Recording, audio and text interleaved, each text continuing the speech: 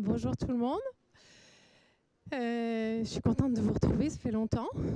Je m'appelle Emma, j'ai une boutique qui s'appelle Au fil d'Emma et je vais vous montrer aujourd'hui comment on va border un patchwork à la machine sans faire un seul point à la main.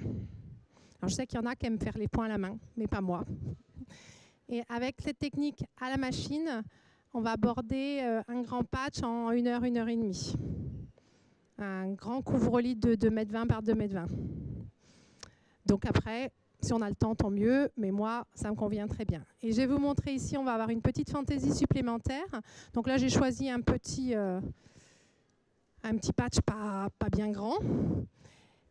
Et une fantaisie supplémentaire, c'est qu'on va faire un biais avec 2 couleurs. Enfin, ce n'est pas un biais d'ailleurs, c'est une bande de tissu. Mais du coup, on va avoir 2 couleurs dans notre bande de finition. Mais la technique que je vous montre, elle marche pour une couleur ou pour 2 couleurs. Alors, pour commencer, j'ai déjà avancé un peu le travail parce que je pense que vous ne seriez pas passionné à me voir coudre des grandes bandes découpées. Donc, j'utilise une règle. Je vais la mettre peut-être... Voilà, donc j'utilise cette règle. Vous ne la voyez peut-être pas. Et donc, cette règle, elle a des mesures, elle a des lignes. Et comme ça, je sais quelle largeur de bande couper pour ma bande. Donc, en fait, je coupe 2 tailles de bande en suivant les indications de la règle. J'ai une petite et une grande. Et curieusement, la grande, c'est celle qu'on va voir le moins à la fin. Parce qu'une fois qu'on les a assemblées les unes et les autres, donc grâce à la règle, on peut voir, voilà, j'ai coupé exactement la bonne taille. On voit, je ne sais pas si vous voyez bien le trait qui est là, mais voilà, donc j'ai coupé la grande bande, la petite bande. Donc je les ai assemblées. Et j'ai presque fini de le replier en 2. Et comme les 2 bandes n'ont pas la même taille, et bien quand je replie en 2, ça forme ce petit bandeau bicolore. Donc je vais finir mon repassage. Hop. Il y en a pour 2 minutes. Il y en a pour très peu de temps. Donc quand on monte à la machine comme ça, en fait, on monte une bande en double. Que je le monte en 1 couleur ou en 2 couleurs, c'est toujours le même principe, on monte une bande en double. Alors maintenant, on va passer à la machine. Hop.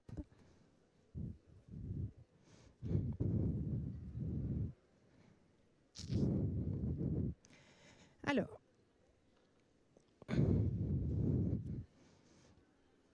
je n'ai pas testé la machine, j'espère que ça va marcher. On commence, contrairement à quand vous rabattez à la main, vous finissez à la main sur l'arrière. Comme on va finir avec une piqûre machine, on va la finir sur l'endroit, comme ça on la maîtrise et on a une belle piqûre, parce que si on la fait sur l'envers, ça ne va jamais bien matcher.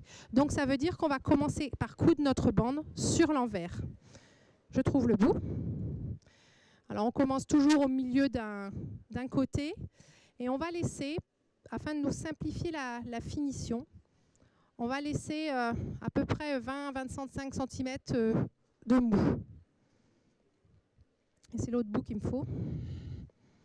Voilà, donc je vais commencer en mettant voilà, c'est ça, l'endroit de ma bande, donc la partie qui va être visible sur l'envers de mon patch, en laissant mes 20 cm. Et là, je vais assembler à 1/4 d'inch. Alors, est-ce qu'on me voit bien sur la caméra? Peut-être je me décale un peu. C'est pas mal? Ça vous va? C'est parfait. Donc là, je vais y aller.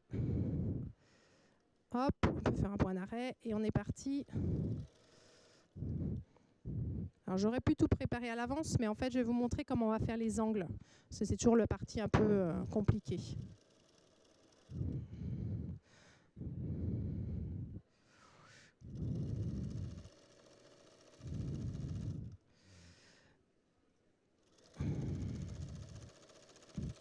Alors, pour faire l'angle, vous avancez ici et vous allez vous arrêter à 1/4 d'inch du bord. Alors, si vous avez un outil pour mesurer, mais j'ai oublié le mien, donc on va le faire à l'œil. Hop, voilà, ça fait à peu près 1/4 d'inch. Et là, on s'arrête carrément, on fait un petit point arrêt, on relève l'aiguille, on quitte. On n'est pas obligé de couper le fil, mais vraiment on lève l'aiguille. On prend le la bande. Et on va la plier. Alors, je vais le montrer une fois que ça va être fait, parce que je crois que mes mains sont dans le champ. Voilà. Voilà, on va le repositionner comme ça, en mettant un... C'est pas très clair. Hein. Alors, attendez, on va faire comme ça. Non plus. Où est-ce qu'elle est, la caméra? Là, ça va? On voit? Oh, super. Donc, j'étais là et je vais prendre... Je replie ici et je fais un... Comment dire? Un biseau. Voilà, je crée un biseau comme ça. Voilà. Qui va commencer au niveau où j'ai arrêté mon point. Ça a l'air compliqué, mais quand on le fait avec ses doigts, ça va. Je réfléchis parce que je suis en train de me dire que je ne le fais pas comme il faut. J'aurais dû m'entraîner avant, mais après une grande dure journée, c'est comme ça, dans l'autre sens. On va y arriver. Donc, hop, je le fais comme ça en fait. Voilà. Voilà. Vous êtes sûrs? Non, non, vous rigolez les filles. Non, bah non, parce qu'après, il faut que je reparte. Personne ne veut venir faire la démo à ma place? Pourquoi j'ai accepté les démos à 16h, moi? Oh là là. Comme ça. Mais en fait, si vous savez... C'est terrible. Oh, bon. Vous mettez le deux. Il y a des fois ça marche et des fois ça marche pas. Comme ça. Tac. Voilà, comme ça. Je recommence. Donc vous avez un biseau, mais il est caché. Et on aligne là. Merci les filles. Voilà. Je repars dans l'autre sens. Et là, je pars bien du bord. Là, on laisse tomber le cardinge et on coud vraiment à partir du bord. Il y en a 4 à faire. Hein, donc, hop. Alors là, c'est la partie qui va être à fond. Si, c'est bon là. Ça roule. J'ai eu chaud. Hop, hop, hop. Je vais mettre... alors, technique, quand vous voulez coudre plus vite, vous faites un point plus grand. Tout de suite, ça va aller vachement plus vite. Voilà.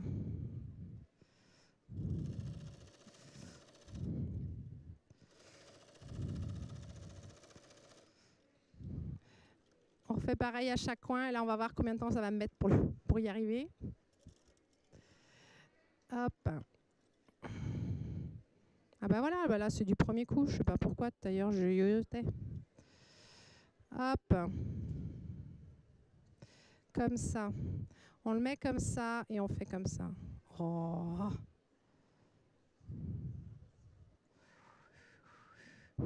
À l'intérieur. Sans rire. C'est pas mon jour. Hein.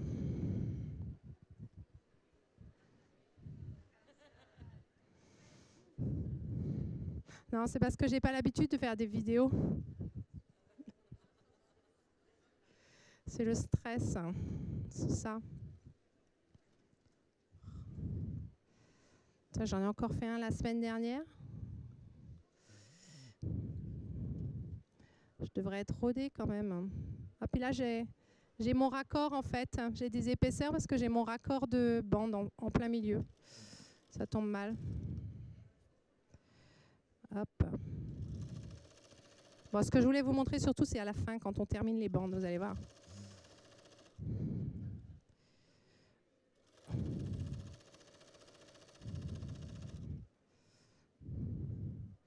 Hop, hop.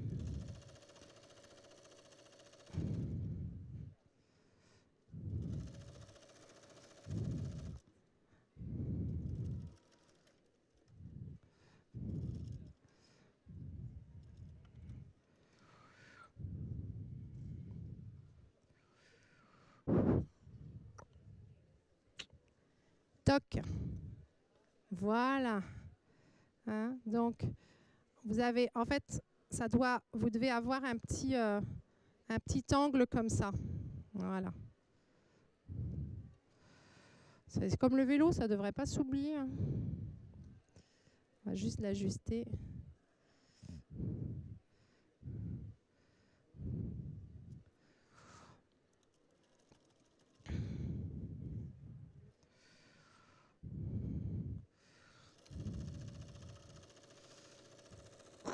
Hop. J'avais prévu un petit patch en me disant comme ça, ce sera pas long, mais même là, c'est long de coudre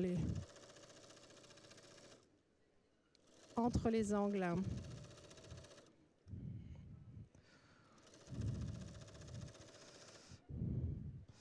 Hop, voilà.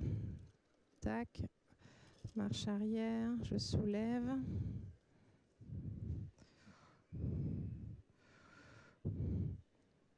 Voilà, en fait, c'est ça qu'il faut faire. Il faut faire la petite bec et après le rabattre. Et ça marche tout de suite.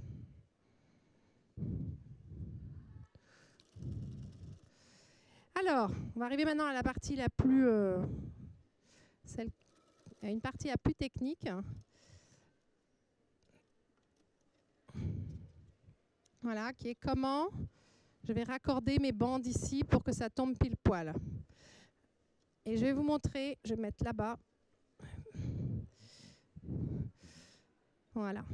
Donc ici, je vais faire comme ça peut-être. Donc ici, il va falloir que je coupe en biais pour bien raccorder mes bandes. Je vais utiliser ma règle magique ici. Alors, vous ne me voyez pas de haut, ça va être compliqué. Si vous me voyez? Ah ben voilà, très bien. Où est-ce qu'on est? Voilà. Donc, je prends mes deux bandes et je vais plier comme ça. Je vais replier à peu près au milieu de mon espace et je vais laisser 5 bons millimètres au milieu. Pourquoi 5 mm? Parce que quand on monte une bande, on a toujours tendance à la tirer un petit peu. Et si on ne met pas les 5 mm, ça va godailler. Donc je vais laisser 5 mm. Et là, avec mon doigt, j'écrase un petit peu le pli. Je peux même donner un petit coup de fer si je veux. Voilà. Et du coup, j'ai un marquage sur mes deux morceaux. Ici, je vais ouvrir cette bande-là. Alors j'aurais dû piquer un petit peu moins. J'avais dit 20 cm. Peut-être laisser un peu plus de... Je vais découdre un petit peu mon cou. Voilà. Donc je vais ouvrir ici. Je vois bien, je ne sais pas si vous voyez, mais moi je vois le pli que j'ai marqué. Je vais prendre ma règle et je vais la poser. Et ici j'ai une ligne qui s'appelle ligne crease line, donc ligne de pli. Et je vais la superposer avec la ligne que j'ai pliée. J'aligne le haut de ma règle avec mon ouvrage. Je prends un crayon et je vais tracer ici, avec mon crayon, là où je vais couper mon morceau. La règle, elle a des repères, il y a écrit top right, donc ça veut dire le haut droit. Donc comme ça, je sais exactement dans quel sens mettre ma règle. Donc j'ai coupé mon premier morceau, et je vais prendre l'autre, et je vais faire exactement pareil. Donc je vais l'ouvrir, je vais repérer ici la ligne que j'ai pliée. Et là, je vais prendre ma règle dans l'autre sens. Et là, il y a écrit bottom left. Donc, je vais aligner la ligne. Hop là. Voilà. J'aligne le bas de ma bande avec là où il y a écrit bottom left, donc le bas à gauche. Et j'aligne cette ligne-là avec ma ligne de pli. Et j'ai ici l'angle à couper avec mon cardinge de couture. Et maintenant, j'ai mes deux lignes et j'ai plus qu'à couper. Hop. Mes deux bandes sur le trait. J'ai pas pris les meilleurs ciseaux. Et elles vont être exactement à la bonne taille. Avant d'avoir cette règle, je faisais le truc un peu au pif et une fois sur deux, c'était trop long et une fois sur deux, c'était trop court. On redéfaisait, on retruquait, on reprenait un morceau. Voilà. Et là, maintenant, ça marche à tous les coups. Et donc maintenant, ici, voilà, j'ai mes deux bandes et je vais assembler endroit contre endroit avec une belle couture en angle. Et vous allez voir, ça va tomber pile poil. Hop là.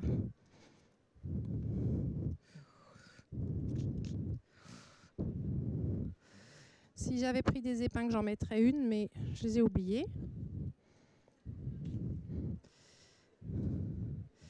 Je n'ai pas emmené ma trousse à outils de couturière. Hop là, voilà. Et donc je pique au quart d'inch, sans trop tirer parce que je suis en plein biais.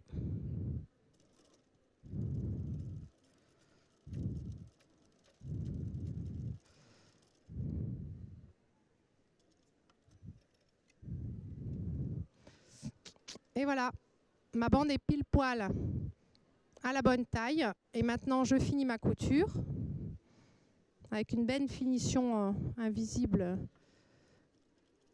Maintenant, je vais finir ma couture.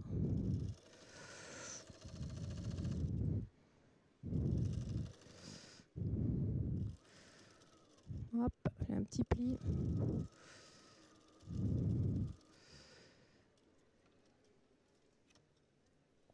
Et la dernière étape, je retourne sur l'endroit et je vais rabattre hop, ma bande. Et donc, j'aurai le côté bicolore.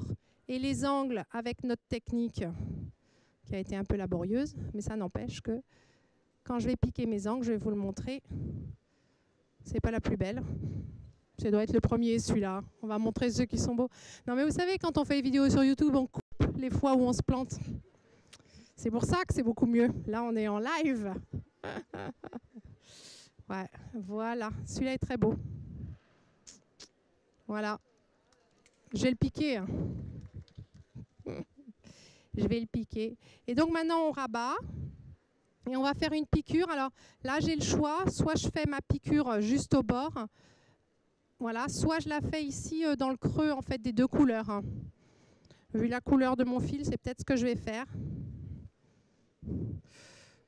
Je vais essayer de faire in the ditch, juste là. Voilà. Et là maintenant,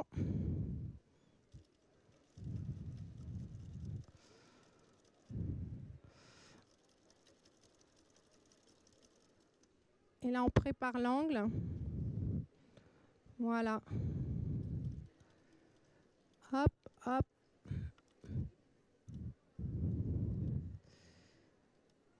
Et on tourne.